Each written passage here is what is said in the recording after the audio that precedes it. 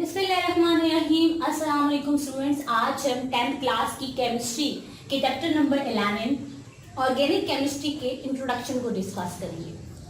तो बच्चों, अगर हम ऑर्गेनिक केमिस्ट्री की हिस्ट्री को देखें तो 1828 से पहले ये समझा जाता था कि वो तमाम कंपाउंड जो कि हमें लिविंग चीजों से हासिल होते हैं, लिविंग थिंग्स से, उन्हें ऑर्गेनिक कंपाउंड्स कहा जाता है और उनकी स्टडी को ऑर्गेनिक केमिस्ट्री कहा जाता है।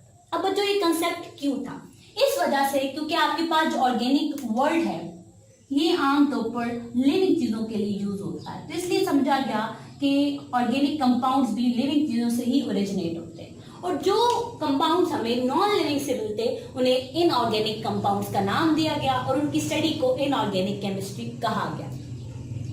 अब बच्चों, जब ये कंसेप्ट आया तो उसके बाद लिवाइजर ने ये एक उसकी ऑब्जर्वेशन थी, उसने ये कहा कि जो प्लांट से जो हमें कंपाउंड मिलते हैं वो आमतौर पर आपके पास oxygen, hydrogen, carbon and nitrogen पर मुश्तमिल होते हैं, ठीक है। और इसके अलावा जो हमें एनिमल से मिलते हैं उनमें आमतौर पर आपके पास oxygen, hydrogen, carbon, nitrogen, potassium, phosphorus and calcium जो कार्बन उसमें ऐड होता है, उससे मतलब उसमें मिलते हैं। अब बच्चों, इसके बाद क्या हुआ? इसके बाद अगली सेंचुरी 19th सेंचुरी के एंड में आपके पास एक स्वेडिश केमिस्ट था जैकोब बर्जेलियस, जिसने वाइटल फोर्स थ्योरी दी। Vital force theory. अब बच्चों, वाइटल फोर्स थ्योरी क्या? शुरू में जब ऑर्गेनिक केमिस्ट्री को स्टडी किया गया, ऑर्गेनिक कंपाउंड्स डिस्कवर किए गए, तो तब बच्चों ये कहा गया कि ऑर्गेनिक कंपाउंड्स को आप आर्टिफिशियली लेबोरेटरी में सिंथेसाइज नहीं कर सकते। अब वो क्यों नहीं कर सकते? वो इस वजह से इन कंपाउंड्स के एलिमेंट्स और एटम्स के दरमियान एक ऐसी वाइटल फोर्स मौजूद है कि जिसका लेबोरेटरी में कोई वजूद नहीं है, जो आर्टिफिशियली जो है वो उन कंपाउंड में नहीं पाई जा सकती। तो इस वजह से ऑर्गेनिक कंपाउंड्स को आप आर्टिफिशियली सिंथेसाइज नहीं कर सकते, ये सिर्फ और सिर्फ नेचर से हमें हासिल होते हैं, नेचर से डिराइव होते हैं। तो इस थ्योरी को नाम दिया गया वाइटल फोर्स थ्योरी। लेकिन बच्चों, जैसे जैसे वक्त के साथ एडवांसमेंट आई, इस पे जब एक्सपेरिमेंट्स होते रहे, तो आपके पास एक साइंटिस्ट था हुलर आपके पास एक बहुत ही फेमस साइंटिस्ट था। उसके एक इंसिडेंट ने ऑर्गेनिक कंपाउंड्स के सिंथेसिस का रास्ता खोल दिया। अब वो इंसिडेंट बच्चों क्या था? हुआ कुछ यूं कि ये कंपाउंड था अमोनियम साइनेट। कौन सा कंपाउंड था? Ammonium cyanate NH4CnO। आपके पास एक इनऑर्गेनिक कंपाउंड है, ठीक है, और इसे अमोनियम साइनेट का नाम दिया गया। अब बच्चों, हुलर क्या कर रहा था? हुलर इस कंपाउंड यानी अमोनियम साइनेट को हीट कर रहा था at a very high temperature. जब वो हीट कर रहा था तो एक्सीडेंटली आपके पास जो था ये जो अमोनियम साइनेट था, ये एक कंपाउंड में कन्वर्ट हो गया जिससे यूरिया का नाम दिया गया NH2CO NH2। अब बच्चों, जो यूरिया है वो आपके पास एक ऑर्गेनिक कंपाउंड है, ठीक है, और नेचर से भी हमें हासिल होता है, ठीक है, क्योंकि आमतौर पर ये जो है लिविंग चीजों की वेस्ट से हमें हासिल होता है। इसके अलावा जब डिकम्पोजिशन होती है अर्थ के अंदर, अर्थ क्रस्ट के अंदर, जब डिफरेंट प्लांट्स की कंपोजिशन होती है तब भी हमें यूरिया हासिल होता है। तो बच्चों, इससे अब क्या हुआ कि इनऑर्गेनिक चीज से एक ऑर्गेनिक कंपाउंड बना, ठीक है। जब हुलर के साथ ये इंसिडेंट हुआ तो तब से लेकर आज तक करोड़ों अरबों खरबों की तादाद में ऑर्गेनिक कंपाउंड सिंथेसाइज हो चुके हैं लेबोरेटरी में, और हर साल लाखों की तादाद में नए ऑर्गेनिक कंपाउंड्स बनते हैं। तो ये बच्चों थी ऑर्गेनिक कंपाउंड्स की हिस्ट्री।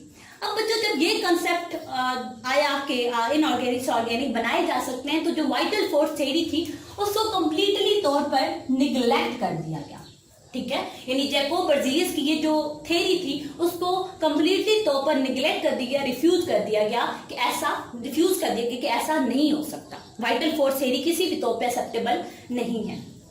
अब बच्चों, जब ये सब कुछ हुआ, ये इंसिडेंट हुआ, उसके बाद करोड़ों लाखों की तादाद में ऑर्गेनिक कंपाउंड सिंथेसाइज होना स्टार्ट हुए, तो ऑर्गेनिक कंपाउंड्स की एक नई डेफिनेशन आई।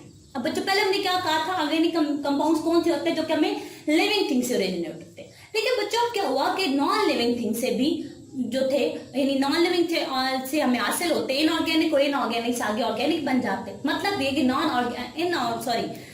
नॉन लिविंग चीजों से भी हमें ऑर्गेनिक कंपाउंड्स हासिल होना स्टार्ट हुए। तो बच्चों ऑर्गेनिक कंपाउंड्स नाम दिया गया हाइड्रोकार्बन्स को। तो बच्चों ऑर्गेनिक केमिस्ट्री की जो मॉडर्न डेफिनेशन है, ऑर्गेनिक कंपाउंड्स की जो मॉडर्न डेफिनेशन है, उसके मुताबिक हाइड्रोकार्बन्स और उनके डेरिवेटिव्स को ऑर्गेनिक कंपाउंड्स कहा जाता है और उनकी स्टडी को ऑर्गेनिक केमिस्ट्री कहा जाता है। That's called hydrocarbons and their derivatives. मैं आपको बताती हूं कि हाइड्रोकार्बन्स कौन से कंपाउंड है। ये आपके पास ऑर्गेनिक कंपाउंड्स की मॉडर्न डेफिनेशन है। अब बच्चों हाइड्रोकार्बन्स क्या है? आप देखें कि हाइड्रोकार्बन दरअसल दो वर्ड्स का मजमुआ है, हाइड्रो एंड कार्बन्स। हाइड्रो जो है वो हाइड्रोजन एलिमेंट को रिस्पॉन्ड करता है और कार्बन जो है ये कार्बन एलिमेंट को कॉरस्पॉन्ड करता है। तो बच्चों इससे हमें ये जाहिर हो रहा है कि वो तमाम कंपाउंड जिनमें हाइड्रोजन और कार्बन बॉन्डेड फॉर्म में मौजूद हो उन्हें हाइड्रोकार्बन्स कहा जाता है। डेरिवेटिव्स अब क्या होते हैं बच्चों? वो कंपाउंड्स जो कि आपके पास हाइड्रोकार्बन से ही आगे आपके पास डिराइव होते हैं, उन्हीं से आगे आप हासिल करते हैं, ठीक है। और इनकी स्टडी को क्या नाम दिया गया? ऑर्गेनिक केमिस्ट्री का नाम दिया गया। अब बच्चों एक और जब इसको मजीद स्टडी हुई ऑर्गेनिक केमिस्ट्री में, तो बच्चों ये कहा गया कि जो कार्बन एटम है, कार्बन एटम ये आपके पास तमाम ऑर्गेनिक कंपाउंड्स का एक इंटेग्रल पार्ट है, ठीक है। जितने भी ऑर्गेनिक कंपाउंड्स पाए गए नेचर से हासिल हुए, जितने भी ऑर्गेनिक कंपाउंड्स हर साल बनाए जा रहे हैं, उनमें कार्बन उनका मेन पार्ट है, इंटेग्रल पार्ट है, यानी उसका होना लाजमी है। तो आप ये कह सकते हैं कि carbon atom is an integral part. Integral कहते हैं लाजमी को, कोई चीज जो आप पर जरूरी हो, ठीक है।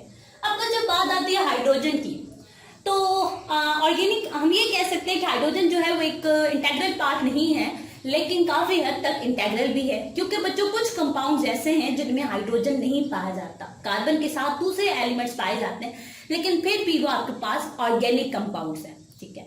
लेकिन चंद कंपाउंड्स के अलावा बाकी जितने भी ऑर्गेनिक कंपाउंड्स देखे जाए तो उनमें हाइड्रोजन पाया जाता है। तो एक काफी हद तक आप हाइड्रोजन को इंटेग्रल कह भी सकते हो नहीं। अब बच्चों क्वेश्चन एक और अराइज होता है कि आपके पास जो कार्बन के ऑक्साइड्स हैं, that is carbon dioxide, carbon monoxide. अब है तो ये भी कार्बन के कंपाउंड्स हैं, ठीक है, कार्बन में मौजूद है, तो इनको ऑर्गेनिक क्यों नहीं कहा जाता?